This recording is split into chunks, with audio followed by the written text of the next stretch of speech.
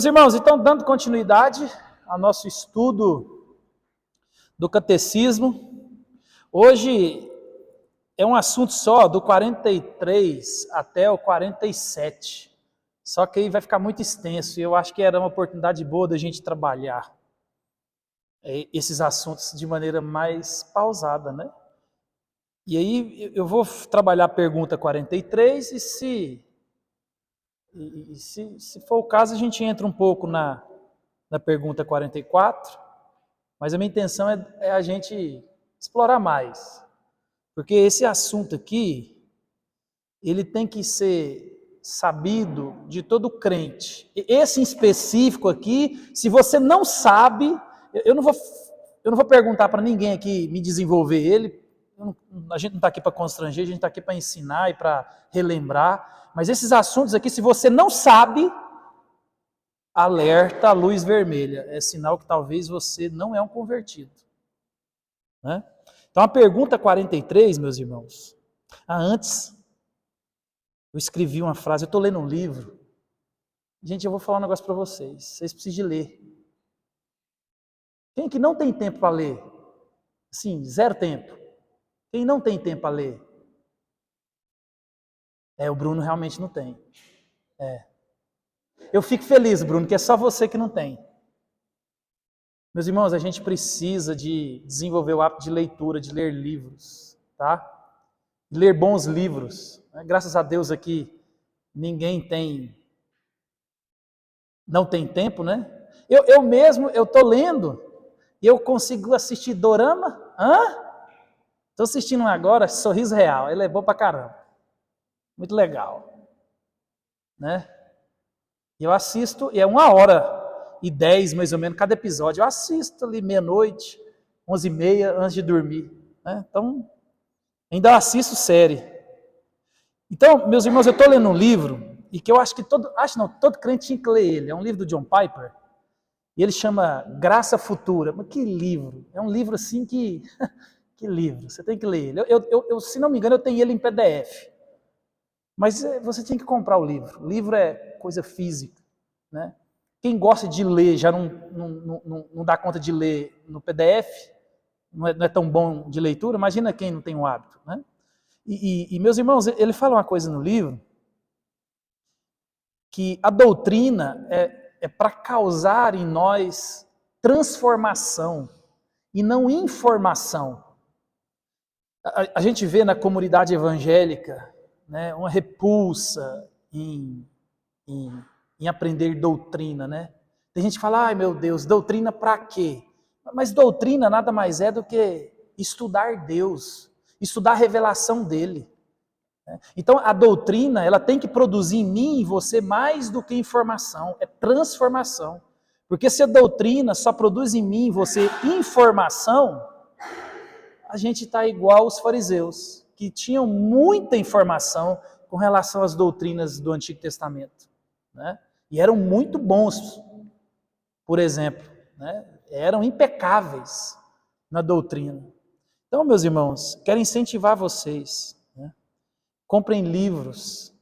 Hoje tem assuntos e assuntos de qualquer tipo de coisa que você estiver passando na sua vida, você tenha certeza que alguém de Deus escreveu um livro. E livro carregado das Escrituras que pode transformar a nossa vida, fazer com que eu e você cresçamos no reino. Né? Então é isso. Lembre-se disso. Grave a frase. Doutrina é para nos causar transformação e não somente informação. Porque a informação que não desce para o coração e não vira transformação, ela faz de mim e de você somente alguém informado, mas ninguém mudado, ninguém transformado. Amém? Então a pergunta hoje do catecismo, da 43, é: o que são os sacramentos ou as ordenanças? Todo mundo sabe o que são os sacramentos e as ordenanças? Quem sabe? Não sabe? Não sabe, Bruno? Você está perdoado. Meus irmãos, isso aqui é prova de batismo, viu? Se você desceu as águas e não sabe isso aqui, tem alguma coisa errada no processo. Aí talvez você nem tem informação. Então, o que são os sacramentos ou as ordenanças? Batismo e... Vou perguntar de novo, aí na hora de você editar, você volta e corta essa parte para ficar uma coisa linear, fica bonito, para ser que a gente ensaiou. Então, o que são os sacramentos ou as ordenanças? Batismo e Santa Ceia. Então, isso aqui, meus irmãos, a gente fala de uma maneira brincando, mas se você não entende isso aqui de uma maneira mais simples que seja, e é simples mesmo, é para que eu e você, ou você, acenda uma luz na cabeça e questione a sua conversão. Eu vou voltar a falar isso constantemente. Se você não consegue explicar a sua conversão, por que você é convertido, quem te salvou, de que foi salvo, a doutrina, assim, do jeito mais simples, que o evangelho é simples mesmo, né? A gente pode desdobrar ele em assuntos mais profundos, mas o evangelho que salva, ele é simples. Então, se você não sabe os sacramentos ou as ordenanças, acenda a luz. Talvez você precise de conversão. Então, o que são os sacramentos ou as ordenanças? Tanto faz, né? Ordenanças ou os sacramentos. Ele vai responder para nós aqui. Os sacramentos ou ordenanças dados por Deus e instituídos por Cristo, ou seja, o batismo e a ceia do Senhor, são sinais e selos visíveis de que somos unidos como uma comunidade de fé por sua morte e ressurreição, pelo uso que fazemos dessas ordenanças. O Espírito Santo declara mais plenamente e sela as promessas do Evangelho em nós. Vamos caminhando. Hoje vocês vão sair daqui craques. Por isso que eu quero trabalhar com mais cuidado, para que você entenda o que é batismo, entenda o que é ceia, e se você é batizado e não entende, e toma ceia e não entende, depois que você entender, né, você já foi batizado, você se arrepende e vamos seguir a vida cristã crescendo em estatura, graça, no conhecimento. Para aqueles que não são batizados, ao entender faz igual o eunuco. O que impede de eu ser batizado? Né? Então, meus irmãos, Romanos 6, capítulo 4, ele vai dizer assim, ó: fomos, pois, sepultados com ele na morte pelo batismo, para que, como Cristo foi ressuscitado dentre os mortos pela glória do Pai, assim também nós, né, ou assim também andemos nós em novidade de vida. Por exemplo, esse versículo, ele expressa o significado do batismo. Se você decorar esse versículo, você vai conseguir explicar de maneira simples o que é um dos sacramentos. Né? Mas vamos caminhando. A gente vai falar de maneira geral, depois a gente afunila. Então, outro texto, no Evangelho de Lucas 22, 19 e 20, né, Mara está colocando aí, a gente vai ver o próprio Jesus, o Cristo, ele ordenando isso para nós, né? Fazendo dessa prática uma responsabilidade, uma obrigatoriedade de todo aquele que entendeu o Evangelho. Então, vamos lá. E tomando um pão, e tendo dado graças, o partiu e lhes deu, dizendo: isto é meu corpo oferecido por vós. Fazei isto em memória de mim. Semelhantemente, depois de cear, tomou o cálice, dizendo: este é o cálice da nova aliança, no meu sangue, derramado em favor de vós. Então, a gente vê nesses dois textos, tem um negócio aí? Rapaz, tecnologia. Então, meus irmãos, a gente vê nesses dois textos aí a instituição do batismo e da ceia. Mas, só para a gente entender um pouco o que é os sacramentos ou as ordenanças, eu quero ir bem devagarzinho, porque eu vou repetir de novo, e a gente não tem problema a gente repetir isso aqui. Isso aqui é o fundamento do Evangelho. Isso aqui você tem que chegar em qualquer comunidade evangélica, do Iapoca ao Chuí, do norte ao sul, da Groenlândia à Nova Zelândia, do Polo Sul ao Polo Norte, e ele tem que entender o que é o sacramento. E te explicar. Mais uma vez, que jeito? Da maneira mais simples que é o batismo e a ceia. Porque se você não entendeu, corre um grande risco de não ter sido regenerado. Então, meus irmãos, historicamente, a palavra sacramento ela era usada se referindo a algo sagrado, né? E ela foi a palavra usada para traduzir o termo neotestamentário para mistério. Então, sacramentum, uma palavra do latim. E aí, com o passar dos anos, o sacramento, essa palavra, ela assumiu um significado mais preciso e mais estreito. E aí, ao longo da história e dos anos, ficou definido que sacramento é um sinal visível por meio do qual Deus oferece sua promessa de graça numa forma externa. Então, os sacramentos, o batismo e a ceia, é a evidência externa daquilo que Deus faz internamente.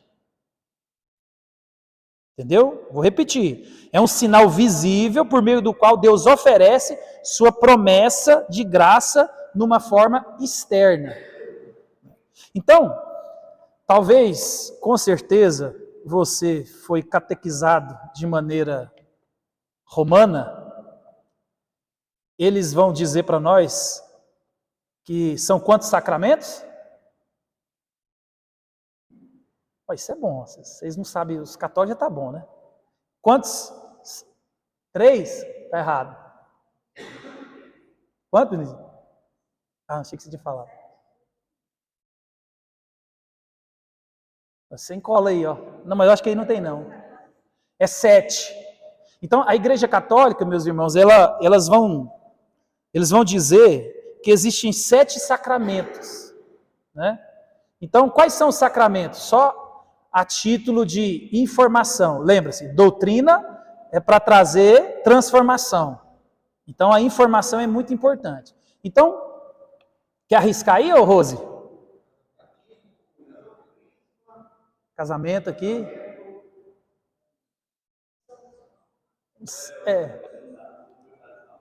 Ele não era um bom católico. Oh, Jesus.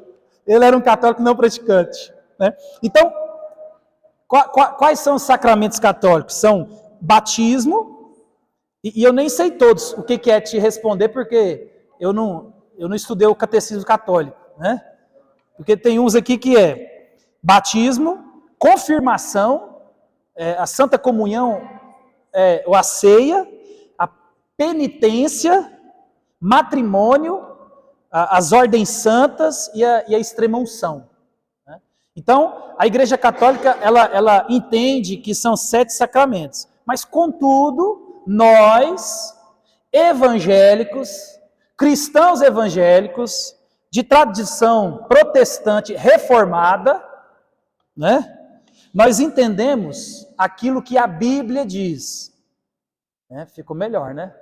A Bíblia diz. E a Bíblia diz para nós que existe somente 2 sacramentos: batismo e ceia. Então, quantos sacramentos tem? Batismo e... Então, pronto. Então, agora, ninguém nunca mais aqui... É tão mais simples, né? E aí, a tradição protestante, né, reformada, e os evangélicos, eles, nisso aqui é ponto pacífico, né? Se você for para qualquer tradição protestante, eles entendem assim. Então, os sacramentos ou as ordenanças, não esqueça dos termos, porque às vezes você vai ouvir ordenança ou sacramento, aí você Então, sacramento e ordenança, para você estar bem sintonizado, que se você ouvir, você já sabe o que é. Então, meus irmãos, nós entendemos aquilo que a Bíblia diz. E a Bíblia diz, e ela coloca, que só são 2 sacramentos. E aí, por que disso? Né? Aí eu vou explicar para a gente entender um pouco, né? Porque a Bíblia nos dá o amparo sobre isso. Então, nós reconhecemos o batismo e a ceia, porque eles são limitados ao quê? São as únicas ordenanças dadas diretamente por meio de Cristo. Foi o batismo, né? E a ceia. Segundo, ordenanças que são por sua própria natureza significativas.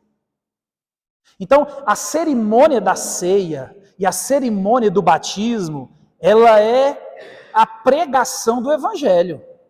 Quando a gente toma ceia, por exemplo, a gente lê sempre o mesmo texto, né? Coríntios 11.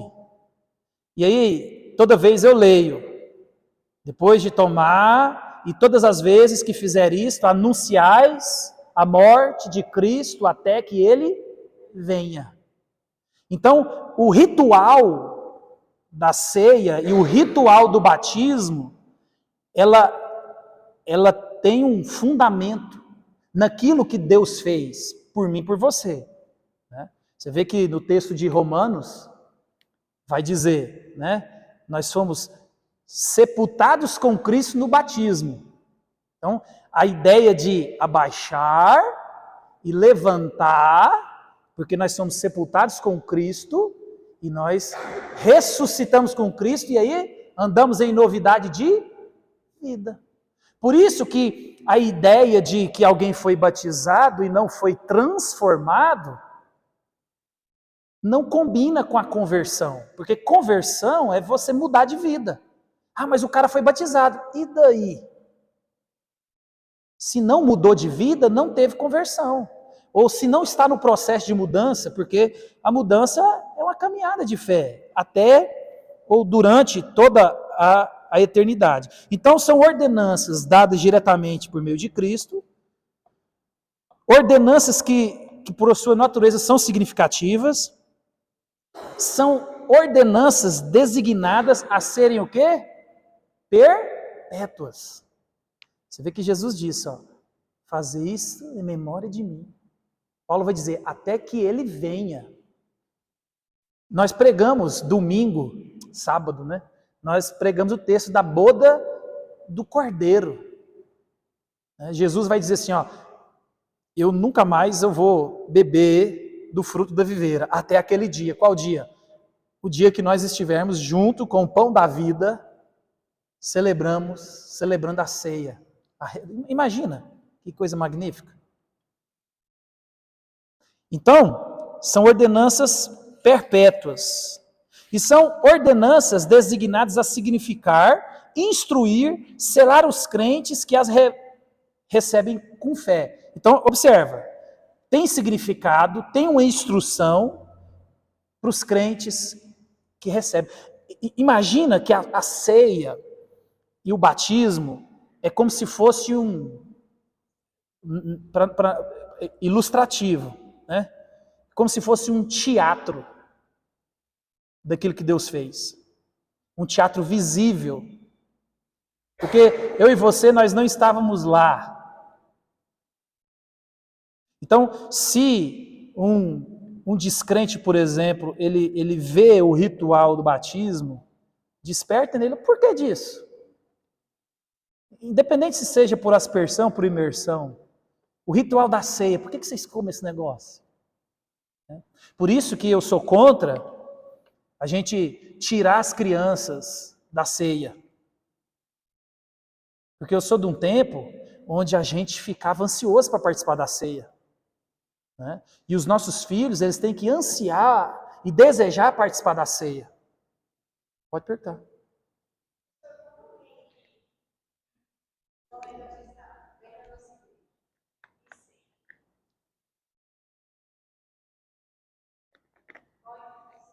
A aplicação está lá em 1 Coríntios 11. Muitos que estão no meio de vós dormem. Quando você... A gente vai falar isso com mais cuidado, quando entrar mesmo no batismo e na ceia. Mas só para você não dormir.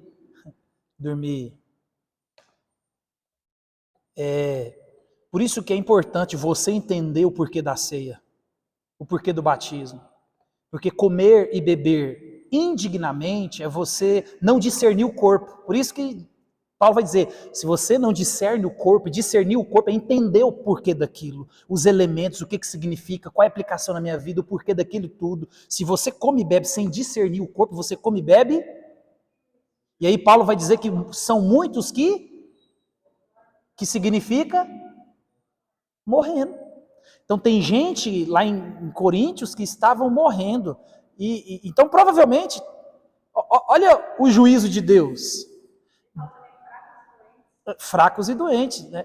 Então, por exemplo, fracos e doentes e muitos que dormem. A gente vai aprofundar nisso. Mas por isso que, meus irmãos, a doutrina, ela é a coisa mais importante que você tem que entender na vida. Deus é um Deus santo. Entendeu?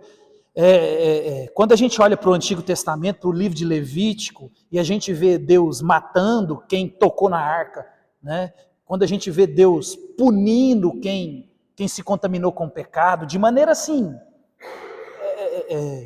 de maneira abrupta mesmo, né? Você vê usar das maiores das boas intenções, ele vai não deixar a arca cair, mas Deus tinha dado a ordem, ninguém toca na arca. Tinha um ritual, tinha uma liturgia para segurar a arca. E ele toca na arca, e a Bíblia diz que Deus o fulminou. A palavra ali dá a entender é que Deus explodiu ele de dentro para fora. Então, comer e beber o sangue, ou participar da ceia, né, indignamente, é perigosíssimo. Perigosíssimo. A gente não pode levar um cristianismo de qualquer jeito. Aí você fala assim, então eu nem vou vir na ceia. Você cai no mesmo erro. Porque se você foi batizado, se você não comunga, e a gente vai ver isso com mais tempo, é a mesma coisa. Porque é como se você estivesse querendo fugir de Deus. Está entendendo? Você sabe que você precisa se arrepender, você sabe que precisa de comunhão com a igreja, e a gente vai ver isso. Porque a ceia, ela é o elemento externo da comunhão com Deus e com a igreja. Então se você não está com isso, vamos colocar, em dia, algo está errado. Então a gente não pode, né, no catecismo ele vai dizer isso, você não pode superestimar demais a Santa Ceia, como se fosse, ela é um elemento dos ursinhos gummies, eu tomei a ceia, eu estou poderoso para passar o mês. Então você não pode fazer isso com a ceia, porque ela não tem essa função, né, de ser algo poderoso, e você também não pode subestimar a sede e achar também que ela não tem validade nenhuma. Então, se eu tomar ou não tomar, não é assim. Mas a gente vai entrar nisso bem, justamente porque eu quero que a gente entenda isso, né? Para que não tenha mais dúvida. Né? Então,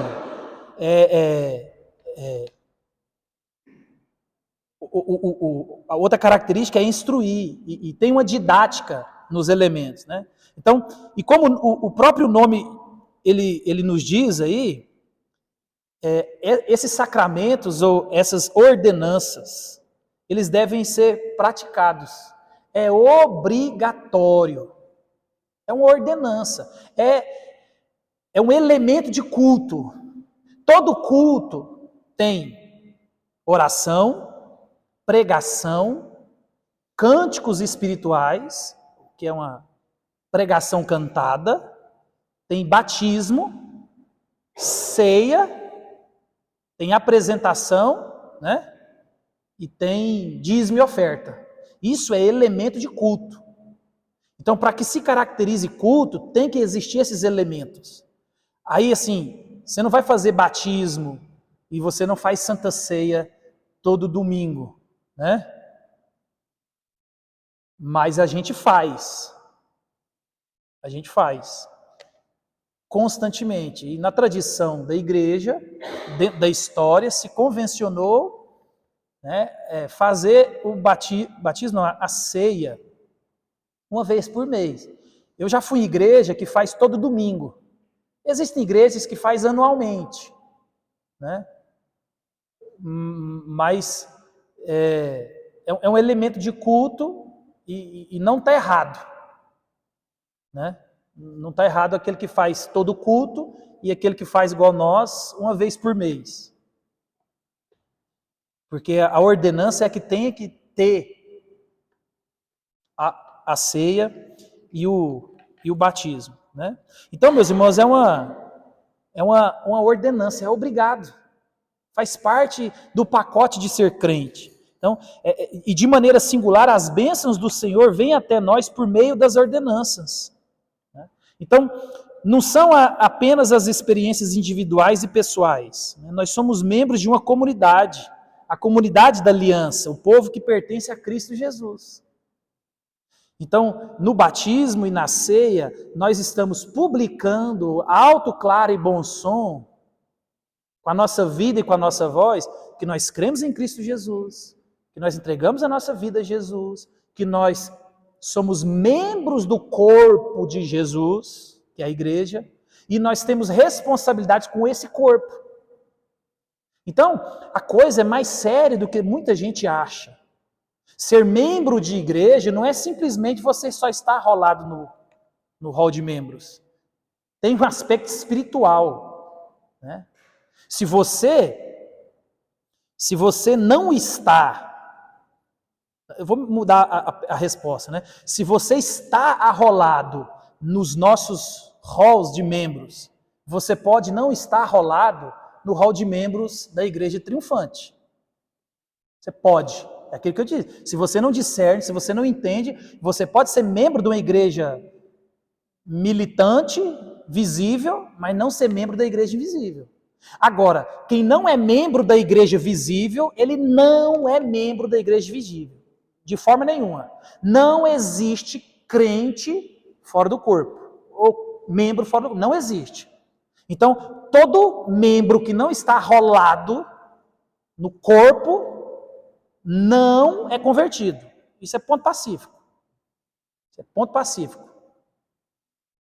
Não existe crente desegrejado, não existe crente não praticante. Isso é uma ideia que vem se disseminando nas igrejas por causa do machucado que as igrejas têm feito, por causa de uma teologia da prosperidade, por causa de coaches em cima dos púlpitos, e por causa de uma constante sequência de erros que a igreja vem cometendo de anos para cá, né? Então, de novo, você estar membro da igreja, pode ser que você não é membro da igreja triunfante. Mas se você não é membro de uma igreja aqui, você pode ficar despreocupado. Por mais que você ache que é membro, não é. Por quê? Lembra de novo, se você é morto com Cristo, você levanta em novidade de vida, entendeu? E você ser crente, ele traz algumas prerrogativas de crente. Você agora é filho, a gente vai ver isso, você agora entrou na família de Deus, você foi adotado, você não agora é um filho bastardo, você agora é filho, e filho tem a cara do pai.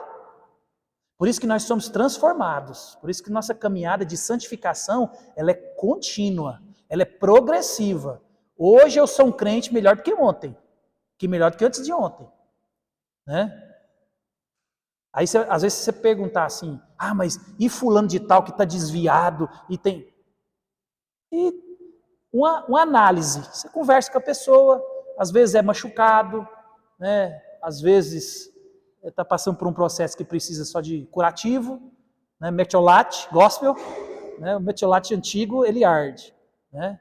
Mas a gente vai perceber que essas pessoas que estão desgarradas por algum problema ou trauma que a igreja produziu, eles vão voltar. Isso é fato. Fato. Né? Uma hora a ovelha, ela cansa de ficar no chiqueiro. Né?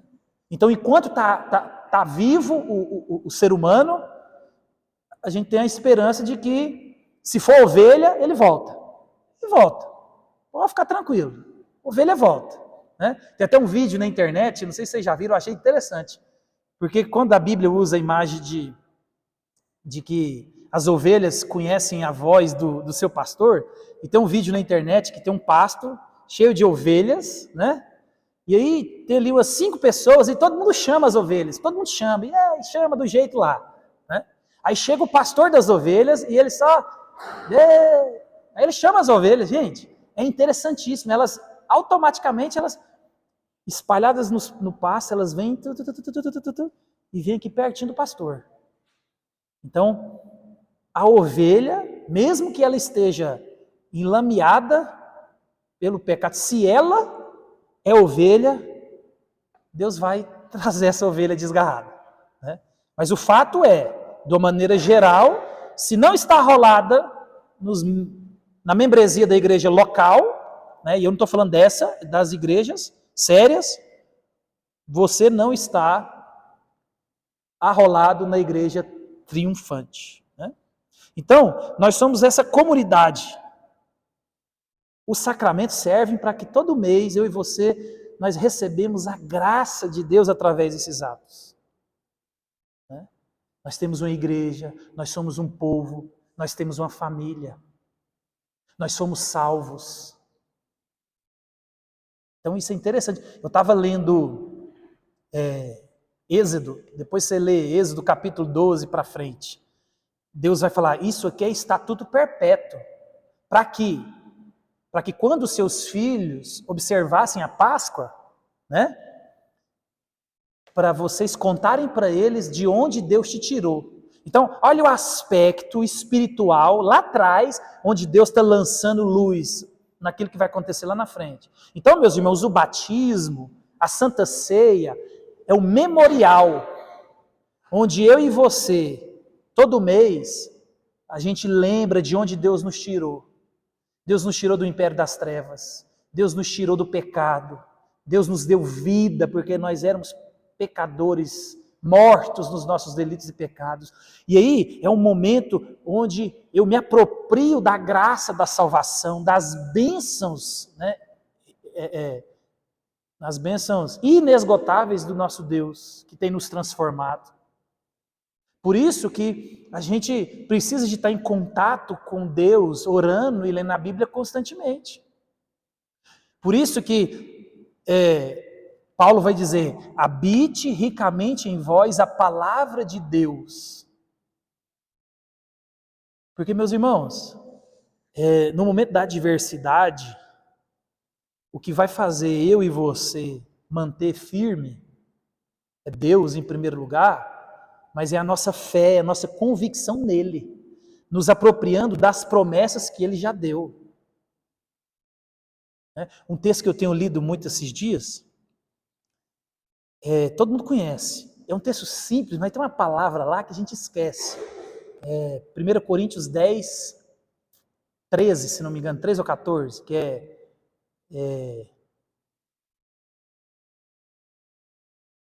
não vos sobrevém tentação ou prova, além da sua força ou da sua capacidade, né? Mas Deus sendo fiel, né, junto com a prova, ele manda o escape. Olha a palavra que às vezes a gente lê, Deus é fiel. Então assim, meus irmãos, eu tenho que olhar para isso aqui e descansar o meu coração no Deus que é fiel. E o Deus é fiel, não é fiel como eu e você é fiel. Ele é fiel. Então, se Deus falou que Ele vai nos provar, que nós vamos ser provados, que nós vamos ser tentados, mas, olha a maravilha das promessas de Deus. Não é além das nossas forças, porque a fidelidade de Deus nos garante que, junto com a prova, vem o socorro. Então, por isso que eu e você não devemos desesperar. Por que a ansiedade é pecado? Porque você está declarando em alto, claro e bom som que Deus não é fiel, que Deus não é capaz, que Deus não é suficiente. Porque a Bíblia vai dizer, Ele é fiel. Fiel. E a gente descansa na fidelidade dEle, no amor dEle, na salvação dEle, nas promessas dEle. Por isso que o batismo, a ceia, a igreja, tem essa finalidade né? De nós sermos relembrados constantemente através dos sacramentos de quem nós éramos, de o que Deus fez por mim, entendeu? O Piper, ele começa esse livro falando sobre a ética da gratidão, lembrei a palavra que ele usa, porque às vezes nós temos a tendência de cair na ética da gratidão e de devolver a Deus, né, serviço, honra, louvor, tempo, dinheiro e tudo mais, porque Deus fez algo por nós. E ele vai dizer, e é verdade, que nós não entendemos quem é Deus. Porque no final das contas, a ética da gratidão, nós estamos querendo pagar aquilo que nós recebemos. E Deus, ele não divide a glória dele com ninguém. Então ele vai trabalhar, por isso que eu queria que você lesse esse livro, ele vai trabalhar na vida do crente, né? Para que nós possamos entender que nós vivemos através e com os olhos na graça futura. O Deus que tirou do Egito, que abriu o Mar Vermelho, o Deus que livrou Israel, o Deus que te livrou em tantas vezes, o Deus que te sustentou, o Deus que te salvou, o Deus que fez coisas na sua vida que só você sabe, ele é o mesmo Deus. E é fonte inesgotável, e as bênçãos dele é para frente. E às vezes a gente serve a Deus, por isso que ele chama de ética da gratidão, de que eu tenho que ir lá, porque Deus fez isso por mim, eu vou pagar. É como se fosse aquele presente de aniversário que você ganhou, você se acha na obrigação de devolver.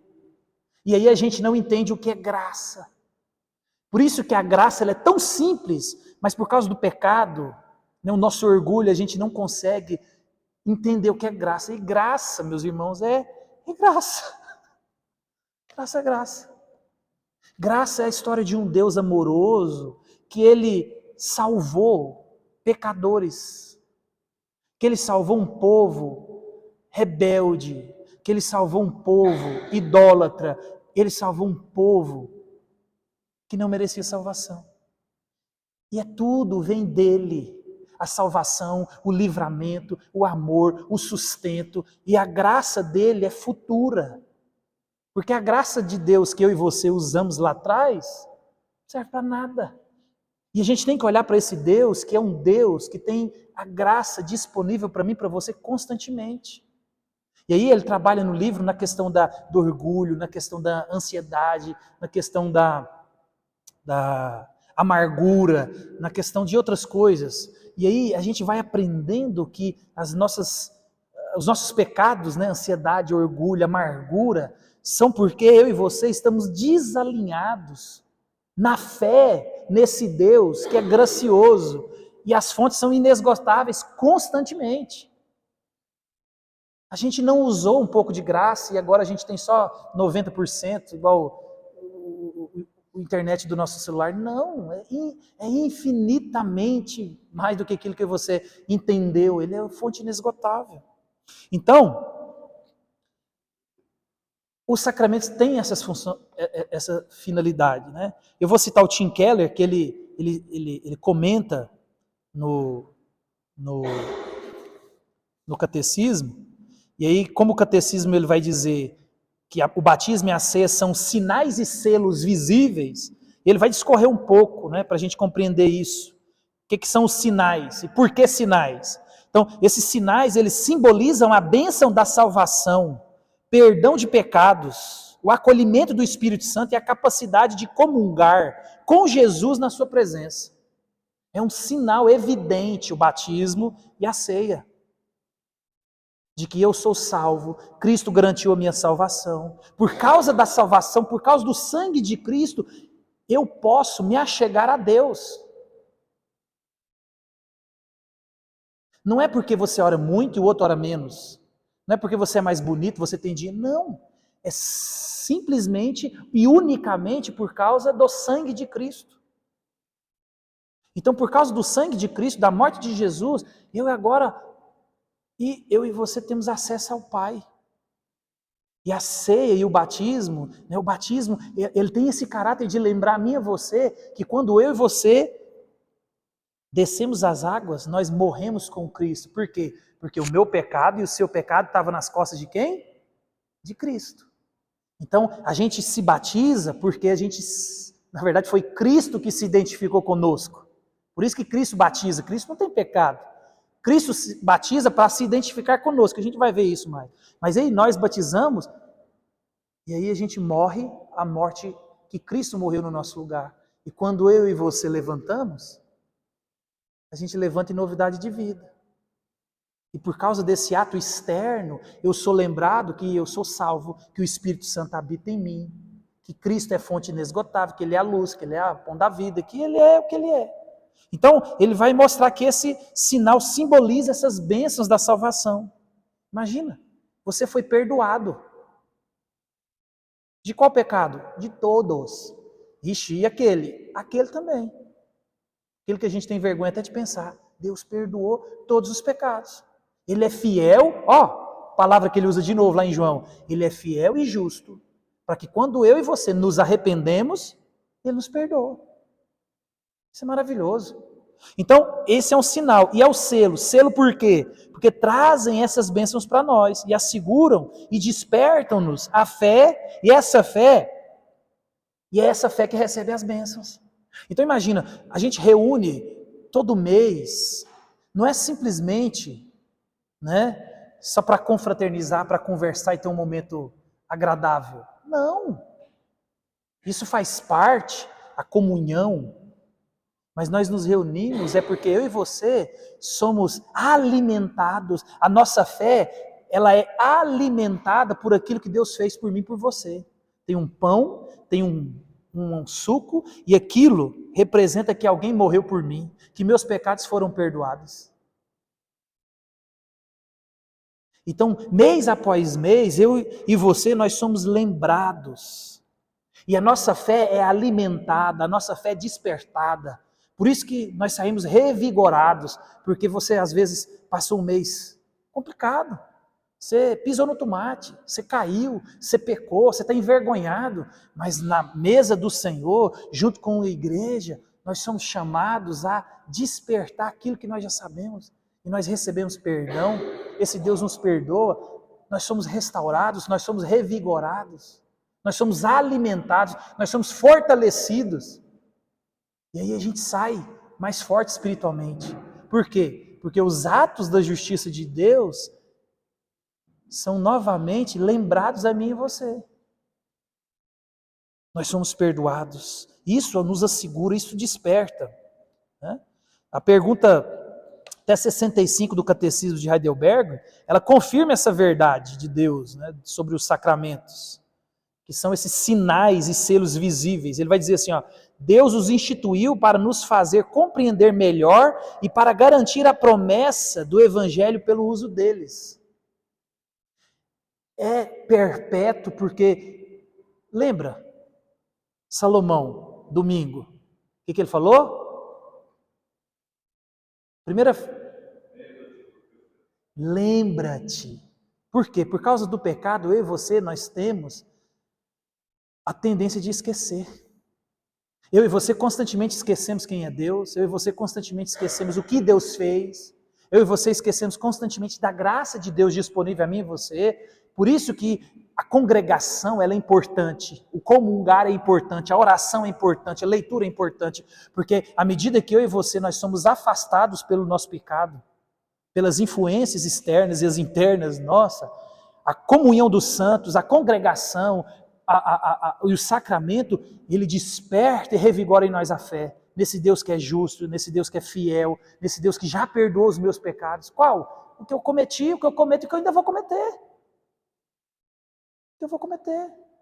E a graça de Deus, ela é despertada em nós, e a gente tem esse selo, a gente tem esse sinal, e a gente vai caminhando, e Deus vai nos sustentando através do poder do teu Espírito, até que Ele venha nos buscar. Então, meus irmãos, essa é a promessa que Deus nos dá. Perdão de pecados, vida eterna. Por causa de quem? Do sacrifício de Jesus. Não é porque nós somos bonitos, não é porque nossa oração é agradável, não é porque a gente sabe mais da Bíblia do que um ou outro. Não. É porque a graça de Deus nos alcançou. Muitos são chamados e poucos os escolhidos. E Ele nos chamou. nos escolheu. Isso é maravilhoso. Por isso que a doutrina, ela tem a informação para causar transformação, e ela traz segurança, ela traz esperança e ela traz louvor. Como é que você não deita e se alegra louvando esse Deus que nos salvou? Pode acontecer amanhã na minha vida e na sua, o que aconteceu lá no Rio Grande do Sul. Pode ou não pode? Pode. Ah, pastor, você se danou, porque aqui não tem rio. Você vai achar que Deus ele enche esse rio verde aí, meu amigo. Né? Tem represa, ele enche esse rio verde aqui, que ele estoura esse rio verde aqui, que ele encontra lá com o telespires. Não, mas eu tô falando no exemplo do Rio Grande do Sul. O que aconteceu lá na agora, Califórnia não, no Havaí. Gente, o fogo, e só não morreu mais gente porque estava tudo dentro do mar. Não, e a temperatura. Então, meus irmãos, se isso acontecer comigo e com você amanhã, a graça, a justiça, o poder, o amor, a soberania, a sabedoria de Deus, em eu e você poder descansar de que tudo que Ele faz é bom. Por isso que eu e você temos que conhecer a Deus, porque no meio do aperto, no meio do desespero, você tem que lembrar da doutrina de Deus. Deus é sábio, tudo que Ele faz é bom, é perfeito, mas Senhor, está acontecendo uma desgraça na minha vida, perdi tudo, perdi família, Deus é bom, Ele é fiel, e a gente se apega nessas promessas, e aí, meu irmão, nós vamos caminhando com força. Agora, se você não entende a fidelidade de Deus, o amor de Deus, a bondade de Deus, a sabedoria de Deus, o poder de Deus, aí, quando você precisa de navegar em águas turbulentas, seu barco não aguenta. Né? Então, são esses sinais e promessas, né? Sinais e selos para nós. Tudo isso por causa do sacrifício de Cristo. Então, nós devemos entender que a palavra de Deus e os sacramentos são um combustível para a nossa fé, que é fortalecida pelo seu uso. Então, o batismo, uma única vez, e a ceia todas as vezes em que for celebrada, é o combustível da nossa fé. Então, a palavra de Deus, ela regenera o nosso coração, ela transforma o nosso coração. O batismo e a ceia, ela fortalece essa fé que foi gerada em nós. Por isso que muitos que estão no meio da igreja dormem, são fracos e estão doentes. Eu disse no domingo, acho que no último, né? A gente tem uma tendência de virar para as pessoas e falar: ah, você está passando por isso, mas você está lendo a Bíblia e orando? A gente tem essa mania. Eu aprendi que a gente, fazendo isso, eu vou ensinar para vocês, né, que nós somos irmãos. Quando a gente faz isso, a gente menospreza a dor do irmão. Não que você não tenha que exortá-lo, porque talvez o problema dele é isso mesmo. Mas quando a gente chega de supetão e já dá um cruzado de direito nele, talvez ele precisa só de ouvir, de ser ouvido, né? Nem ouvir, de ser ouvido. Orar junto. Mas a palavra de Deus, meus irmãos, e os sacramentos são elementos fundamentais que Deus deixou para nós, para que a fé seja fortalecida constantemente. E o batismo é para que a fé seja evidenciada.